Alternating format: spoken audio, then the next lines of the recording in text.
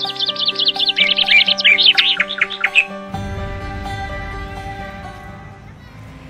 semua, perkenalkan saya Sri Meliana Saragi dengan NIM 191201109 dari KS5. Pada hari ini saya akan melakukan kegiatan interpretasi yang berlokasi di Kandang Rusa Universitas Sumatera Utara. Terkadang kita lupa dunia ini tak akan selamanya nunggu kita menaklukkan. Dengan pengunjung pada hari ini dengan ada siapa namanya? Diri 11 kan tahun. ku kejar mimpi dan ku terbang tinggi. Pada hari ini kita akan mengunjungi Tak ada kata tidak, ku pasti bisa. atau ekosistem khususnya Dan ku coba lagi ditemani pagi. Tak ada yang tak mungkin, ku pasti bisa. Bisa.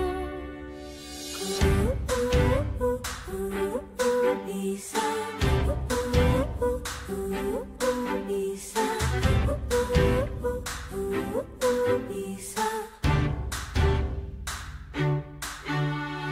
Terkadang kita lupa dunia ini tak akan selamanya menunggu kita menaklukkan. Ragu, beranikan diri, kan ku kejar mimpi dan ku terbang tinggi. Tak ada kata tidak, ku pasti bisa. Kan ku coba lagi ditemani pagi. Tak ada yang tak mungkin, ku pasti bisa. dikasih tahu Bisa. ya Bisa. yang tahu flora atau tumbuhan yang berkeliling itu apa ya tadi ayo? Kan ku kejar mimpi dan ku terbang tinggi. Ya. Tak ada kata tidak, ku pasti bisa. Kan ku coba lagi ditemani pagi. Tak ada yang tak mungkin, ku pasti bisa. Tak ada yang tak mungkin, ku pasti bisa.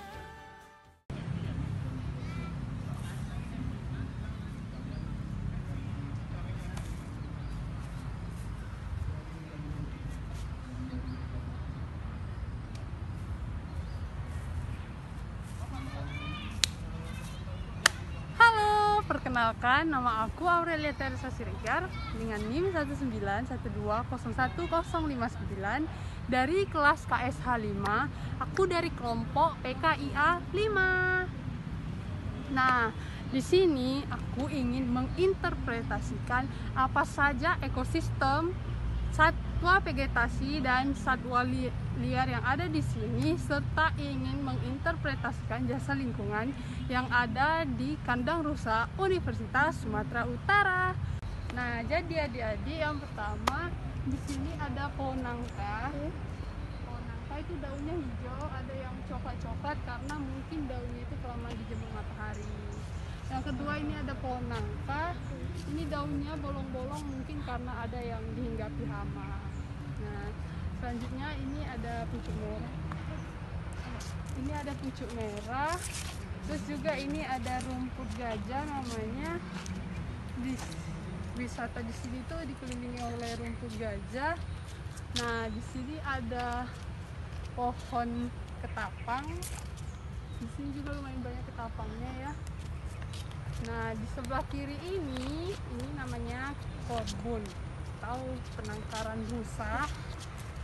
penangkaran rusa ini bisa dibilang dia konsumen tingkat 1 karena dia hanya memakan daun-daunan gitu. Terus kalau produsennya itu ada rumput teki, rumput gajah. Nah, seperti itu. Nah, di sini juga termasuk tempatnya yang asri ya, teman-teman sekalian.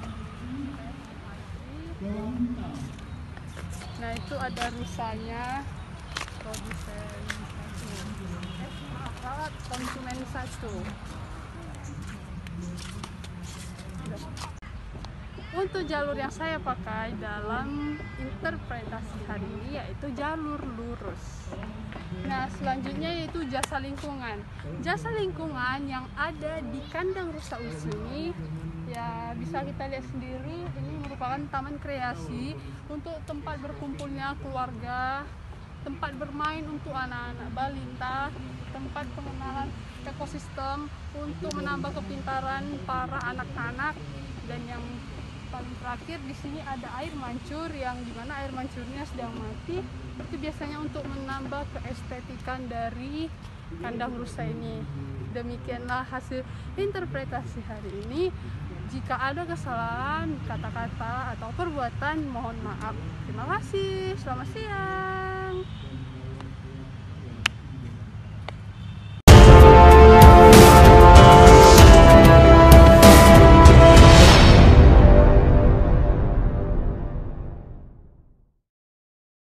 Selamat sore, perkenalkan nama saya Kadarwati Nenggolan dengan NIM 191201116, kelas KSH 5, Fakultas Kehutanan Universitas Sumatera Utara. Di sini saya akan menginterpretasikan mengenai ekosistem, komponen vegetasi, serta jasa lingkungan yang terdapat di kawasan Geosite Piksur, yang merupakan salah satu kawasan ekowisata yang berada di Desa Pearung, Kecamatan Paranginan, Kabupaten Humbang Hasundutan, Provinsi Sumatera Utara.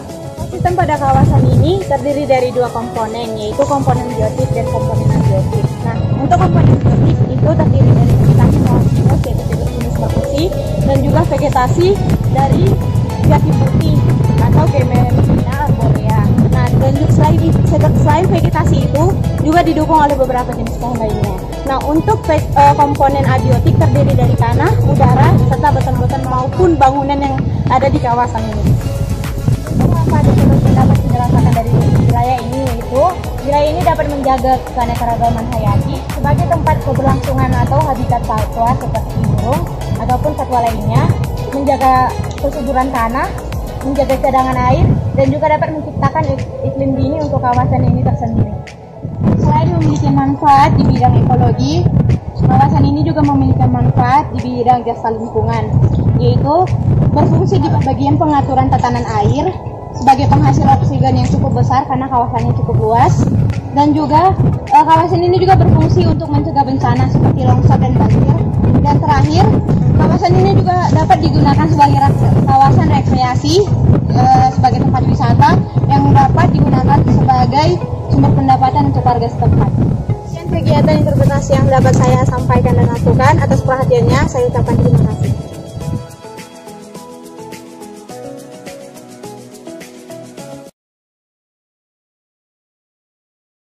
Nah, adik-adik, sekarang kita akan belajar tentang ekosistem hutan.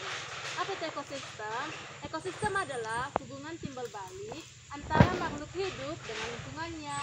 Nah, kita lihat kan, biasanya di sini pasti ada yang serangga, atau bahkan ular, atau bahkan ada tikus. Nah, di ekosistem itu ada dua komponen. Yang pertama itu komponen abiotik, artinya yang tidak hidup. Misalnya apa?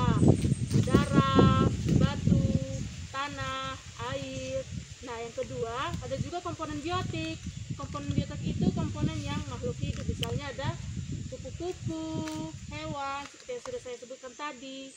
Nah, hutan itu tentu banyak sekali manfaatnya, mulai dari pengaturan tata air, menahan longsor dan banjir. Ada juga tempat-tempat untuk satwa, ada juga untuk penghasil oksigen. Makanya di sekitar sini cukup sejuk kan. Nah, itu adalah hasil fotosintesis dari pohon-pohon yang sudah ada di sini.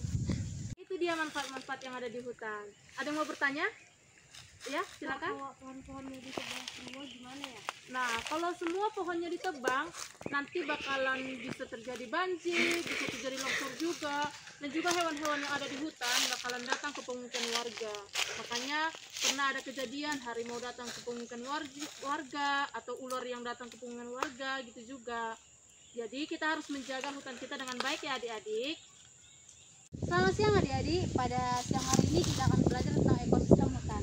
Seperti kita lihat di hutan ini banyak terdapat pohon-pohon dan tumbuhan bawah yang tumbuh di lantai hutan.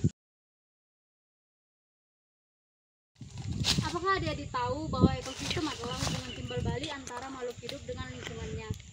Ekosistem terdiri dari dua komponen yaitu abiotik dan biotik. Seperti kita tahu, mungkin adik-adik sudah belajar di sekolah, komponen abiotik adalah komponen benda mati atau komponen yang tidak hidup. Sedangkan komponen biotik yaitu komponen makhluk hidup seperti pohon, rumput-rumputan. Sedangkan komponen abiotik yaitu cahaya matahari, air, batu, dan tanah. Adapun manfaat ekosistem hutan itu yang pertama ada dijadikan tempat rekreasi, pengaturan tata air, penghasil oksigen, ada juga dapat menjaga kesuburan tanah, menjadi cadangan air, dan menjaga keanekaragaman hayati. Nah, setelah mempelajari tentang ekosistem, begitu penting kan ekosistem hutan itu, mari kita jaga hutan kita.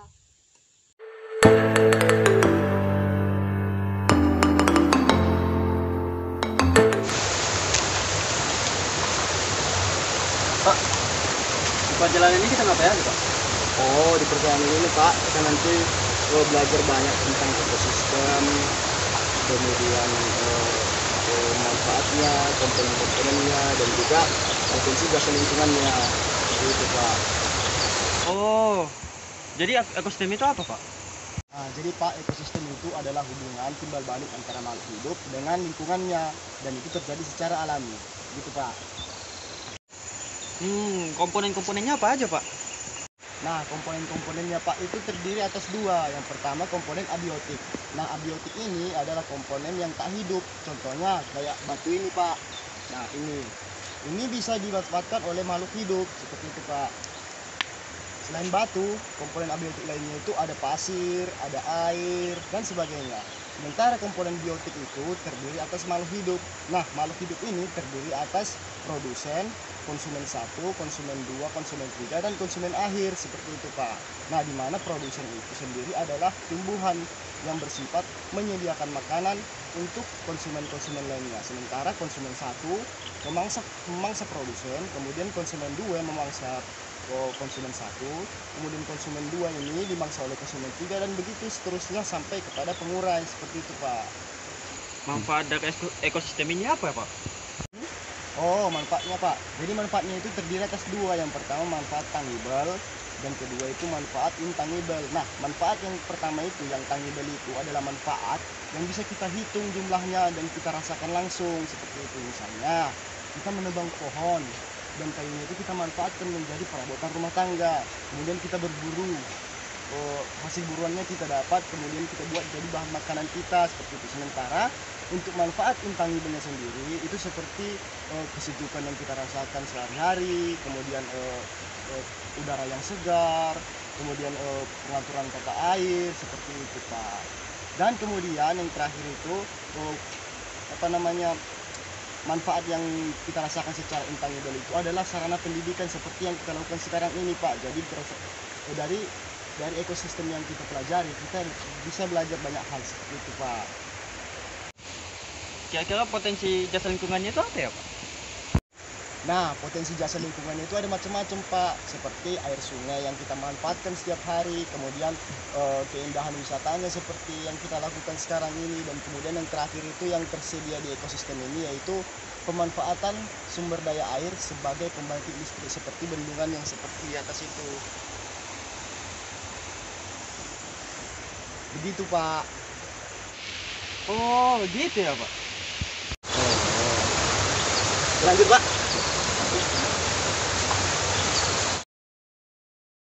Assalamualaikum warahmatullahi wabarakatuh. Halo teman-teman, perkenalkan nama saya Sigit Hadi Pranoto, NIM saya 191201065. Saya dari Departemen Konservasi Sumber Daya Hutan semester 5 Fakultas Kehutanan Universitas Sumatera Utara. Pada kesempatan kali ini saya sedang melaksanakan kegiatan interpretasi ekosistem dan jasa lingkungan, di mana pada kegiatan interpretasi ini saya menggunakan objek anak-anak, sehingga ketika saya melakukan kegiatan interpretasi ini saya harus menggunakan bahasa yang nantinya harus dimengerti oleh anak-anak tersebut. Berikut ulasannya. Yang pertama kita akan membahas tentang ekosistem dan jasa lingkungan. Jadi ekosistem adalah hubungan timbal balik antara makhluk hidup dan lingkungannya. Ekosistem itu terbagi menjadi dua. Yang pertama ekosistem komponen abiotik dan yang kedua ekosistem komponen abiotik.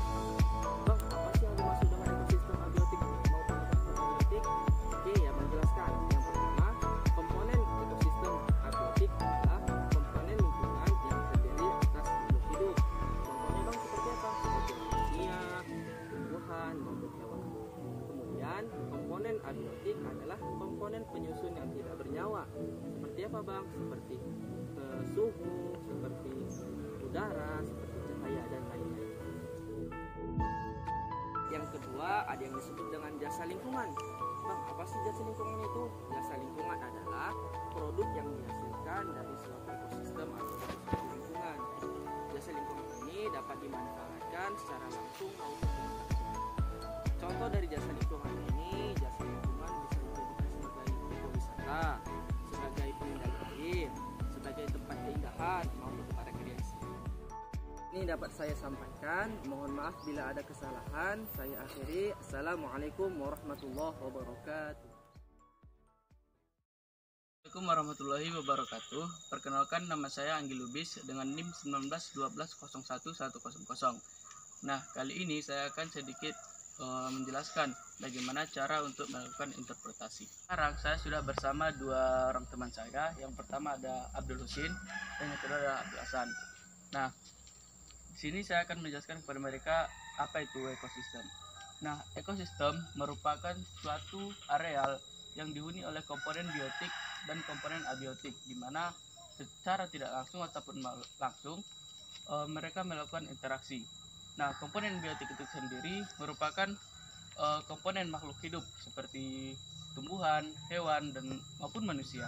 Nah, kemudian komponen abiotik itu merupakan seperti tanah, batu, air, cahaya, dan lain-lain. Biotik utama dalam ekosistem ini adalah tumbuhan bawah, ada juga anakan mangga, sawit, dan juga ada anakan mangga.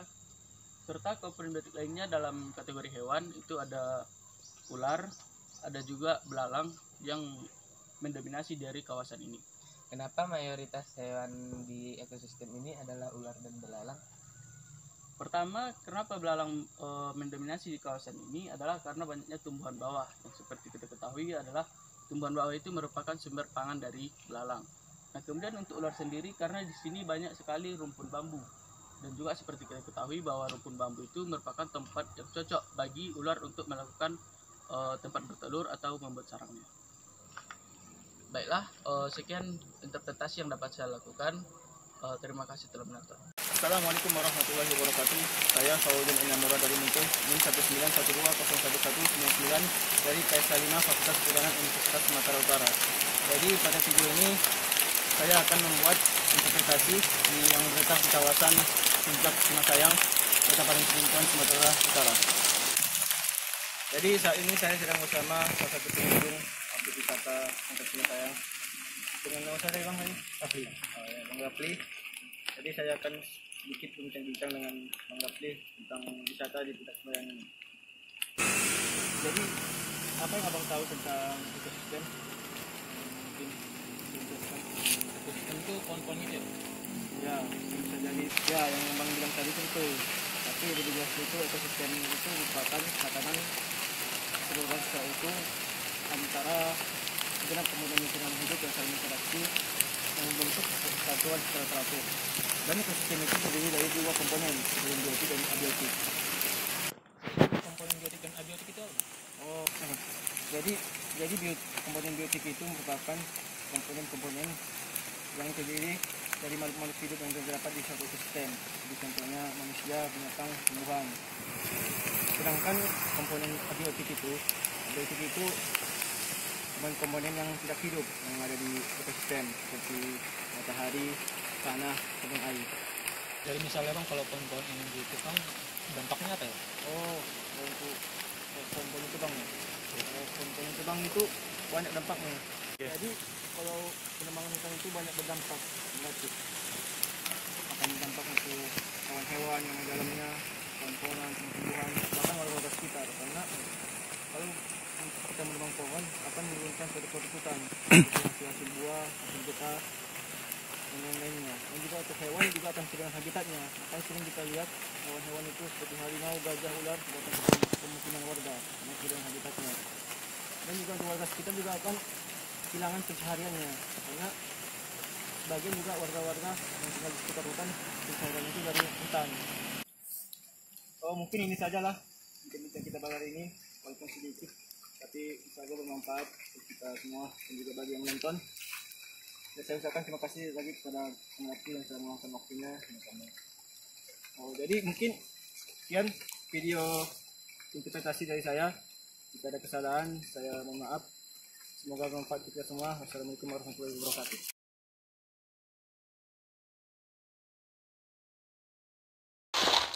Halo, saya Umar Ubaidillah, NIM 19120173 dari kelas KS 5. Jadi di sini saya akan menjadi interpreter. Halo Bang. Jadi ekosistem itu adalah hubungan timbal balik antara lingkungan dengan makhluk hidup.